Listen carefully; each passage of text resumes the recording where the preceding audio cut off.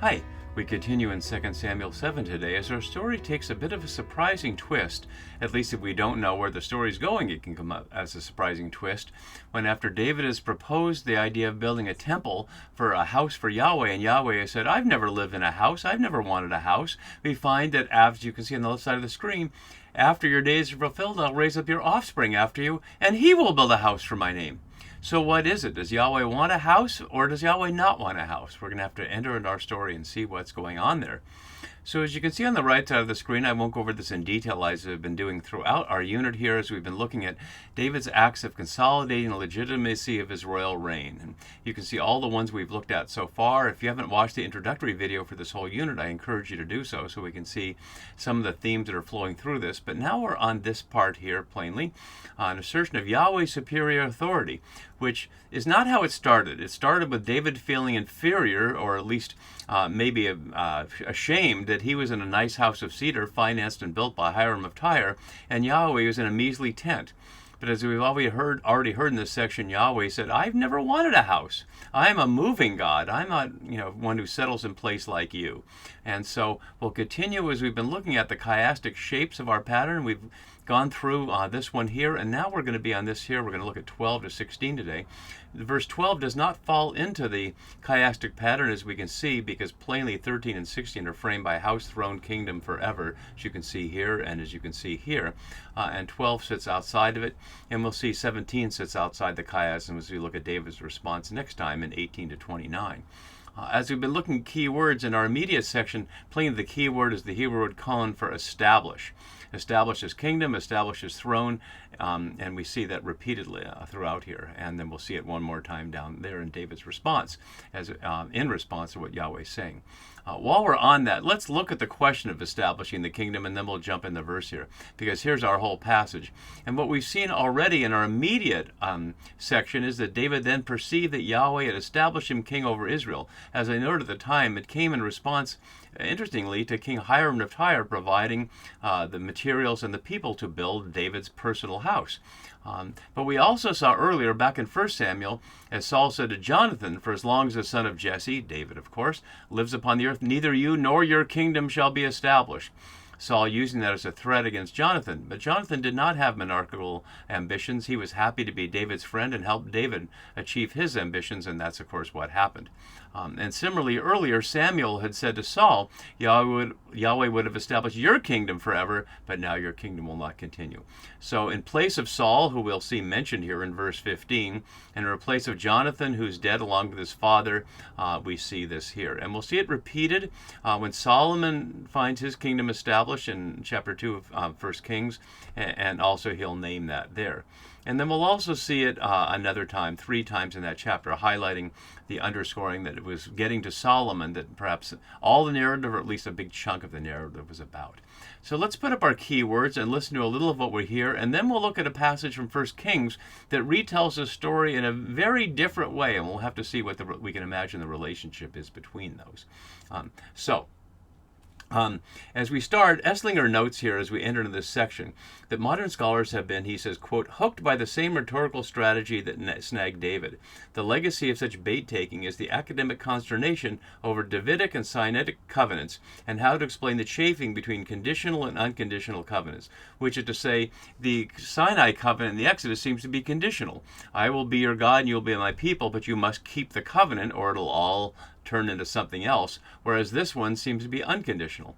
But Esslinger continues, but such readings of Yahweh's rhetoric is too careless, listening like David only to the positive notes and overlooking the Sinaitic undertones. Verses 12 to 16, excuse me here for going too far there, verses 12 to 16 are the heart of Yahweh's rhetorical effort to dissuade David from his plan back to a position solidly within covenantal order. He denies David the sanctuary of the temple, but offers in its place the unending dynasty. But beneath the guise of the dynastic promise lurks the same emphasis on divine freedom. He further notes the strategic parallel with 1 Samuel 8 to 10, a point that I mentioned a little bit in the last video.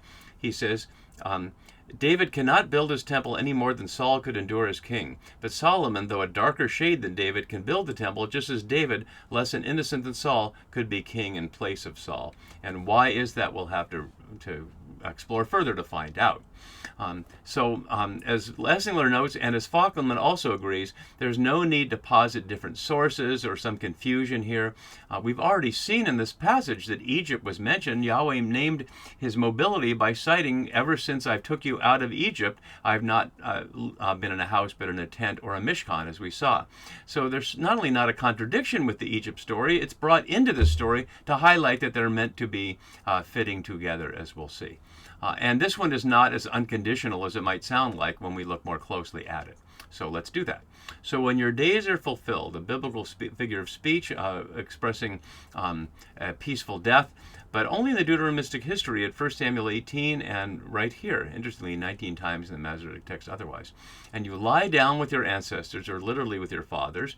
My note below highlights a paired action from David and Yahweh. Your days are fulfilled and you lie down, then I will raise. So things that happen for David and then things Yahweh will do. Deuteronomy 31, 14-16 notes, as Moses dies before the entering of the land, David will die before the temple is built. Also, as Yahweh warns Moses about the people following the gods of the land, so Solomon will do in 1 Kings 11. Not that he doesn't. He'll be accused of following the gods of the land, that his women led him astray, as we'll see there. So lying down with your fathers, as Falkman notes, indicating a natural and peaceful death, which we'll see narrated in 1 Kings 2.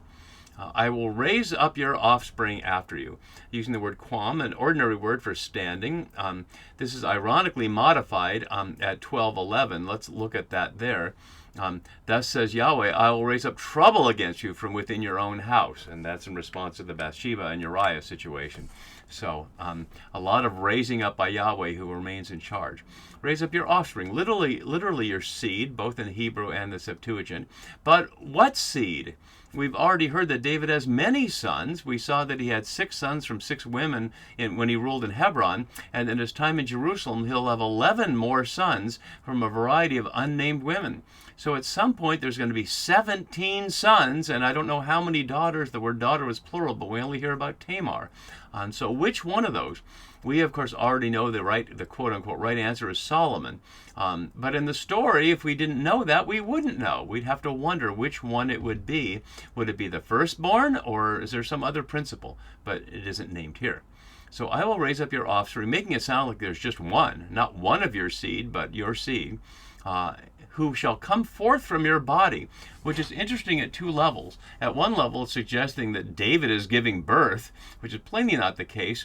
But given Halpern's notes, and I have some note about it here, suggesting it might be trying to refute the notion that Solomon wasn't David's son, that Solomon is an Egyptian plant posing as David's son, much like often Roman emperors claimed a false fatherhood from a previous emperor who was respected and were adopted in some way. But this is expressing who shall come forth from your own body. And we'll have to decide whether we trust that. Not whether Yahweh is trustworthy, but whether the author is trustworthy in telling us the truth that Yahweh is saying that the offspring shall come from your body, which is obviously a metaphor because he's not coming from his body, but we'll have to see later how we develop that. And I will establish his kingdom. So as you can see here, the whole sequence of things that are established in this unit and the rest of the chapter. The kingdom, the throne, the house kingdom and throne, all in this little passage today. Then your people Israel in verse 24 and your house in verse 26. Establishing, making clear that this is Yahweh's will. Notice his kingdom, singular.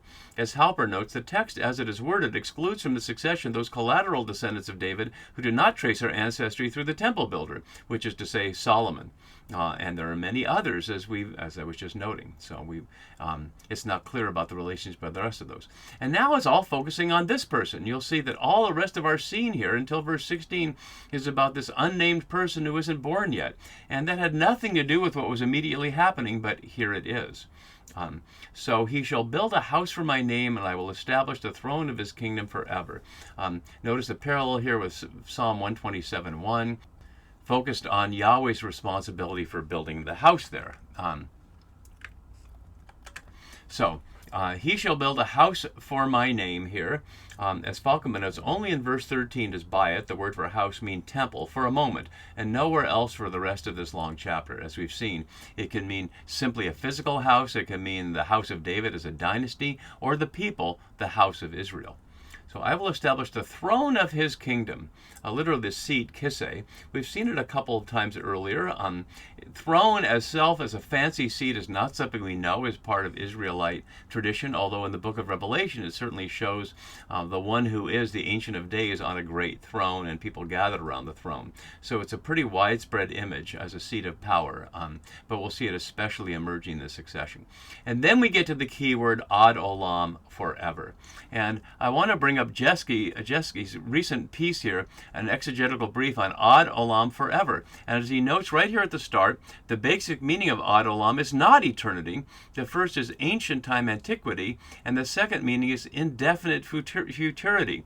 And he goes on to show in detail why that's the case and highlights how it's only context that determines whether something means forever or for some indefinite future. He gives us examples, the fact that in 1 Samuel 1, we hear that the young Samuel will be with Eli forever, but plainly he was not. He ended up being with Samuel in Ramah, or ended up being in Ramah later.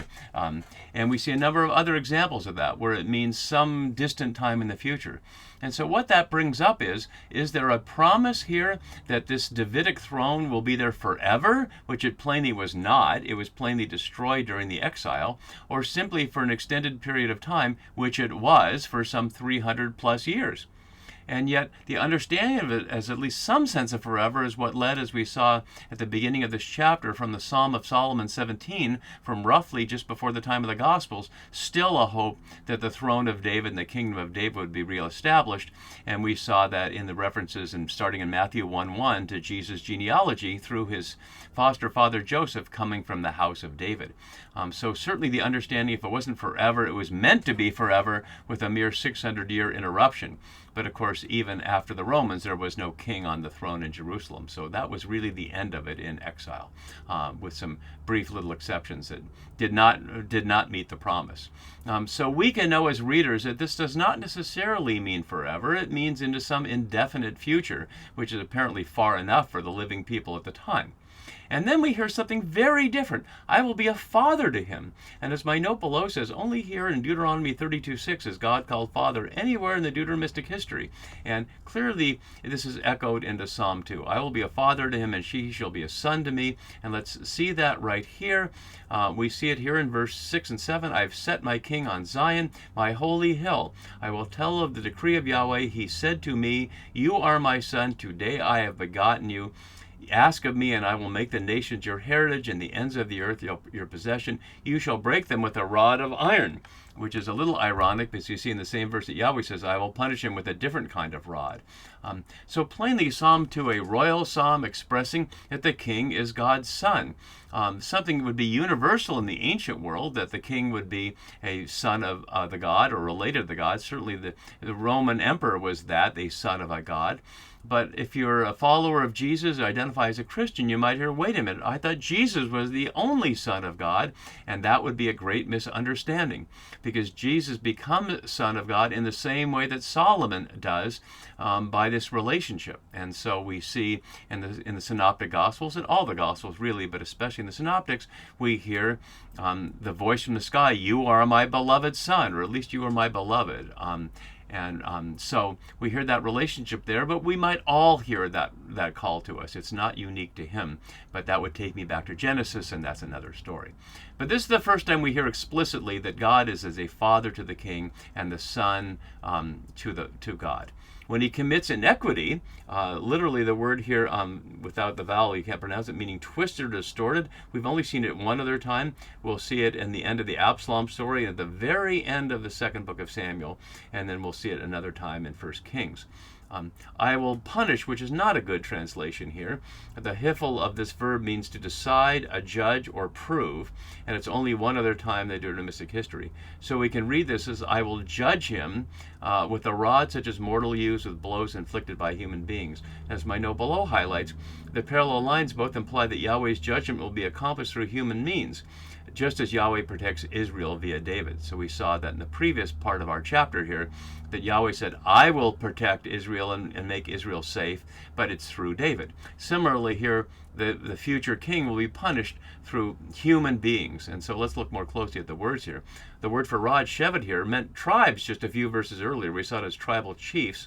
Purely it means something like a stick, something you'd hit people with, as here as anashim, as men use, and then the parallel line, see how closely parallel these are, with blows or literally plagues, 61 times in Leviticus of 78 times, only here in Samuel, by human beings, by Bene Adam, the sons of humanity. So we notice this is like a little poetic parallel, with a rod such as men use, with blows such as humans use.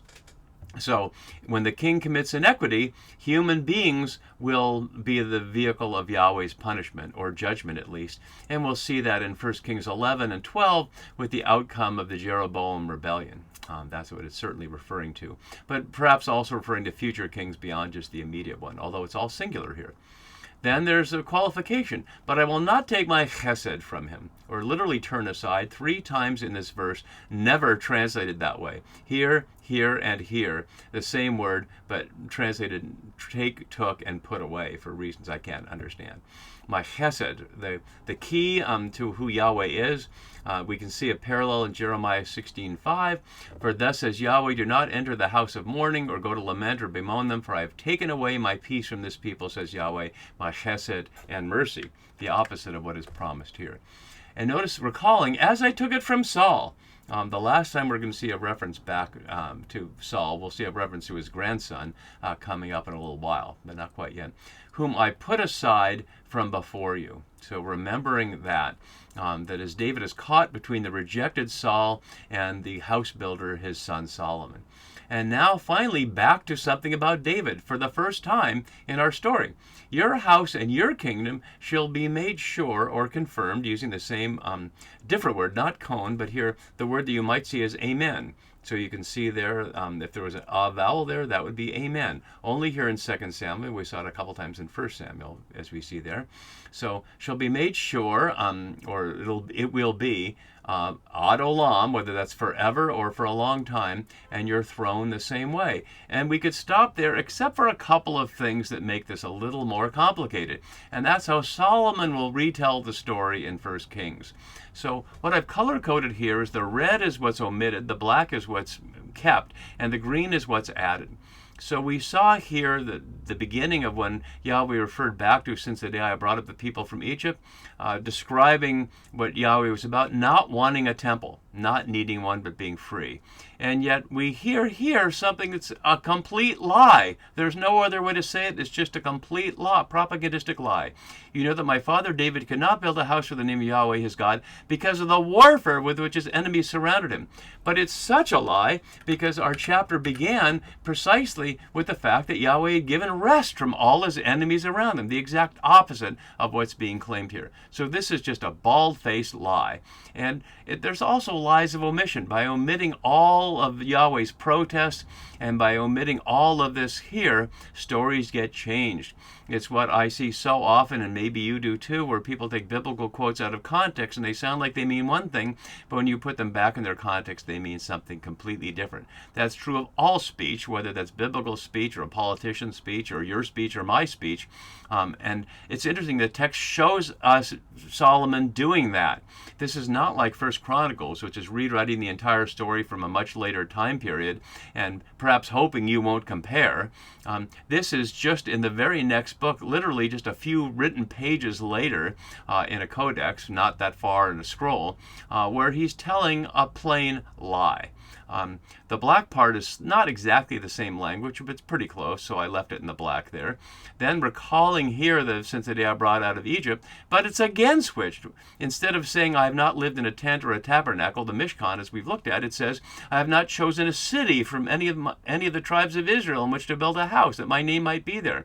So it suggests that the problem was first that there was still warfare, and second, it didn't know where to put it. And that's referring plainly to Deuteronomy 16, which refers a number of of times, to the city on which I will choose to place my name, plainly Jerusalem. And the authors of Deuteronomy already knew it was Jerusalem, and so do the authors of King, obviously, because this is from Jerusalem. But with this little fiction, that was part of the reason for not having David build the temple, is we didn't know where to put it. Then it has the parallel, I chose David to be over my people. But then we hear this, which is also just a complete lie.